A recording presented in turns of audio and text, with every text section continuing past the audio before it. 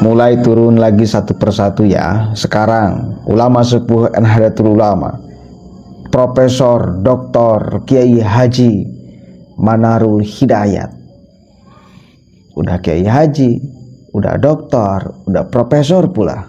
Nah, beliau memberikan tanggapannya terkait polemik nasab. Coba simak baik-baik ya. Simak baik-baik. Muhyiddin, Habib, terima pandangan ini dengan akal sehat, dengan hati nurani yang bersih, ya. Jangan dengan kebencian. Ini saking sayangnya umat Islam kepada yang ngaku sebagai cucu Nabi. Jangan alergi dikritik dong. Masa kan tiap menit kalian selalu mengkritik orang lain atau bahkan menghina orang lain? Masa ada orang yang mengkritik kalian alergi? Kalian anggap sebagai kita ini para pembenci Rasulullah, para pembenci zuriyah Nabi? Enggak. Ya, jangan kau framing seperti itu. Jangan mau menang sendiri. Ente bisa sebebasnya ngomong, orang lain dipatasi kalau mau ngomong. Unyil. Coba dengarkan dulu sama-sama nih. Biar ada perbaikan dari kita semua. Sayang kita itu kepada kalian. Apalagi membawa-bawa nama suci Nabi Muhammad. Kan itu sayang banget dong. Kalau memang benar kalian sebagai cucu Nabi, ya meskipun belum terbukti dan entah bakal terbukti atau tidak, potensi besarnya sih nggak bakal terbukti. Tapi tetap kita punya kewajiban untuk saling mengingatkan. Benar gak? Ya. Coba dengarkan nih nasihat ulama sepuh. Sama saja kan? Sekarang ini motornya kamu beli dari mana? Ya ini suratnya ada. Pun mungkin sama seperti itu. Nasab juga kan? Terkonfirmasi. Nasab siapa? Enggak. Udah ada, bikin aja suratnya sekarang, tes DNA-nya mana? Iya. Itu aja, jangan dipersulit kok. Jangan dibiarkan ngambang terus tuh. Tapi ini kan baru pendapat kita ya. Tetap suhu kita minta. Nabi kayak mana monggo. Kira-kira siapa yang harus bicara ini, menuntaskan ini dan bagaimana gitu loh. Monggo. Ayah saya wasiat sama saya begini. Kalau bapak mau kiai, itu duriyahnya itu harus meniru kelakuan orang tuanya kiai. Itu satu. Itu tandanya anak itu birrul walidain. Nah, kalau ayahnya kiai, cucunya nggak cocok sama kelakuan kiai, itu anak durhaka. Kapan Nabi mencaci maki orang? Kapan Rasulullah mencaci maki orang yang menghina Rasul? Kapan Rasulullah mencaci maki orang kafir? Enggak pernah. Jadi secara maknawi itu sudah batal itu. Itu maknawi aja udah batal. Itu ayah saya begitu. Kalau memang kalau bapak kiai itu duriyah wajib menjaga nama baik ayah kiai. Sebab bagusnya orang tua itu tergantung kepada anak turunan.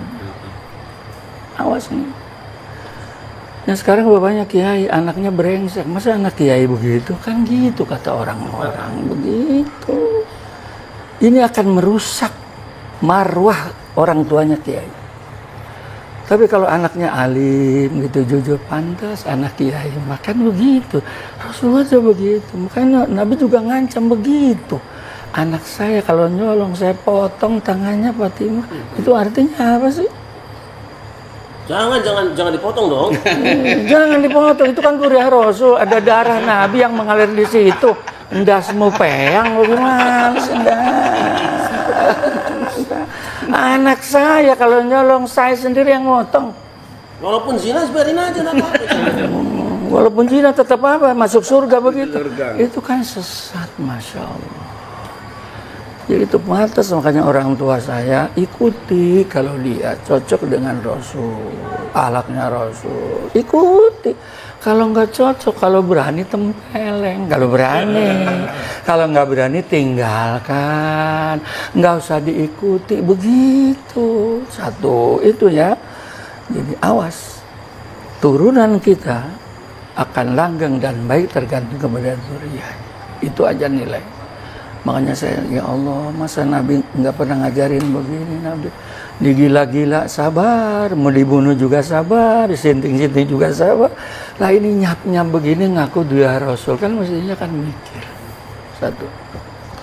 Yang kedua, sekarang kan zaman sudah teknologi. Kalau penafsiran namanya tafsir, boleh aja beda pendapat. Boleh, tapi kan sekarang ada teknologi yang harus kita manfaatkan, yaitu tes DNA. Kan banyak yang biayai gratis. Dan ini sudah banyak yang tes DNA. Nah, ini aja tes DNA aja tafsirannya banyak. Ada tes DNA edit. Nah, tes DNA itu kan macam-macam begitu. DNA aja tafsirannya macam-macam, apalagi nggak dites DNA. Dan ini sudah banyak dilakukan oleh mereka. Makanya saya dari dulu tidak pernah mengaku diri Rasul, karena saya memang bukan diri Rasul. Tinggal sekarang untuk kebaikan umat Islam yang akan datang di Indonesia, tinggal begitu saya sebutkan, ya udah. Apalagi NU kan begitu ya. Saya sering ngomong di mana-mana. Kata Gus Dur, monyet kalau nasihatnya benar ikutin, apalagi manusia, walaupun bukan durya Rasul. Kan begitu. Itulah konsep Islam begitu. Jangan nasab diagung-agungkan, tapi kelakuannya bertentangan dengan datuknya. Ini yang menyebabkan Indonesia sekarang ini goncang. Dan dari dulu kita nggak pernah ribut-ribut masalah ini. Karena dari dulu akhlaknya bagus. Dengan kita juga bagus, tidak saling menyalahkan. Pokoknya turunan saya walaupun mabok nggak sembahyang lebih mulia daripada ulama 70 yang alim. Itu kan Masya Allah luar biasa. Ini kan pembohongan luar biasa. Ya Allah, Nabi sudah dibohongi, nanti mati mau ngomong apa? Itu aja persoalannya. Itulah kembali kepada konsep Rasulullah. Kita orang NU ya kembali kepada NU. Kenapa terjadinya goncang kancing begini? Karena ada kesalahan yang sengaja ataupun yang tidak sengaja, yang apa? Menunjukkan kesombongan, aku lebih hebat. Nabi sendiri tidak pernah mengatakan aku yang paling hebat, tidak pernah. Maka Nabi selalu merendah. Jadi menurut saya, supaya untuk meredam semua persoalan, teknologi sekarang sudah nampak di hadapan mata kita. Ada negatif, ada positifnya. Ada positifnya itu tes DNA. Tapi mungkin tafsirannya ada tes DNA edit dan sebagainya, itu lain tafsiran orang itu mah itu. Yang penting DNA yang benar apa? DNA. Ya, DNA itu terserah tafsir, namanya tafsiran. Tapi kan sudah ada bukti yang otentik. Ijazah itu harus ada. Ente doktornya di mana ijazah? Ijazah pun nggak diterima kalau belum dilegalisir. Kan bisa legalisir dulu, baru dia alumninya bener begitu. Gitu. Sekarang legalitasnya dulu yang benar, baru insya Allah aman. Gitu. Jadi ini untuk warga juga ya, untuk masyarakat ya. Untuk masyarakat dan warga. Lurah kan mengaku dokter, harus tunjukkan ijazahnya. Ya wajib dan legalisir. Kalau tidak ada ijazahnya, berarti kan ngaku-ngaku. Berarti nanti. Oke, jelas. Itu yang ngomong ulama. Udah sepuh pula. Artinya ucapannya benar-benar untuk kepentingan umat, untuk kepentingan agama kok. Bukan muatannya disandarkan pada kebencian, bukan muatan apapun. Coba simak omongannya, teliti gesturnya. Kan enggak kita melihat dari ucapan beliau itu benci dan lain sebagainya, enggak. Jadi jangan kau framing macam itu ya. Untuk mengakhiri polemik nasab, tes DNA dong. Berani enggak? Buktikan dong. Harus jelas dong. Ada legalitasnya kalian ngaku-ngaku sebagai cucu Nabi. Tidak bisa hanya selesai dengan perdebatan kitab sih sebetulnya. Persoalan genetik soalnya ini ya. Jadi harus ada ketersambungan genetik.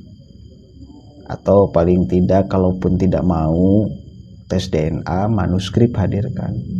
Dua alat bukti ini untuk memverifikasi yang tidak bisa dibantah oleh argumentasi apapun. Kalian kalau menghadirkan kitab sejaman, wis nggak ada lagi yang bisa membantah. Kalian kalau mau tes DNA, wis udah nggak bisa lagi ada yang membantah. Dua ini yang berpotensi untuk orang lain itu bungkam diam. Bila kalian membuktikan manuskrip, bila kalian berani tes DNA, udah nggak bakalan ada narasi-narasi kelanjutannya. Asal berani menunjukkan dua alat bukti itu. Setidaknya kalaupun tidak dua-duanya, satu aja penuhi. Tidak mampu menghadirkan kitab sejaman, tes DNA dong.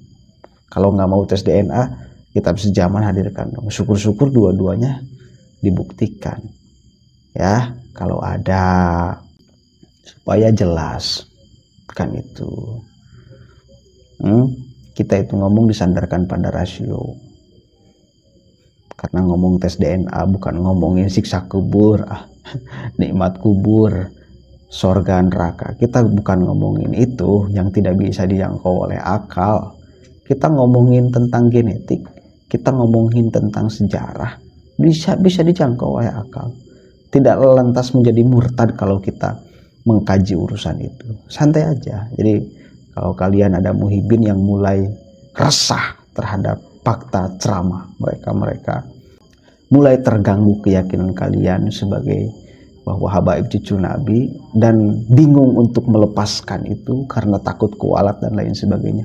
Jangan takut kualat. Ini sesuatu yang disandarkan pada akal yang sehat. Bukan, satu kali lagi, bukan siksa kubur, bukan nikmat kubur, bukan sorga, bukan neraka. Yang itu hanya bisa diyakini oleh keimanan. Kita udah percaya aja, nggak usah dibongkar oleh akal. Nggak mungkin bisa terbongkar. Kalau urusan asal bukan keimanan. Jangan percaya bila tidak ada buktinya, karena disandarkan pada akal. Tidak akan murtad bila kita mengulik-ulik urusan itu kok. Begitu ya, cara berpikirnya seperti itu. Agar berani mendobrak doktrin yang selama ini mereka tanamkan, tancapkan kepada masyarakat. Insya Allah, saya yakin, pastikan tidak akan murtad, tidak akan kualat. Ya, tidak akan lantas nantinya disiksa di akhirat gara-gara urusan nasab ini. Nggak bakalan. Ini bukan persoalan akidah ini. Ini persoalan rasio. Persoalan akal sehat. Bisa membuktikan dua alat bukti itu, sah secara akal sehat kita. Tidak bisa membuktikan, jangan ngaku-ngaku.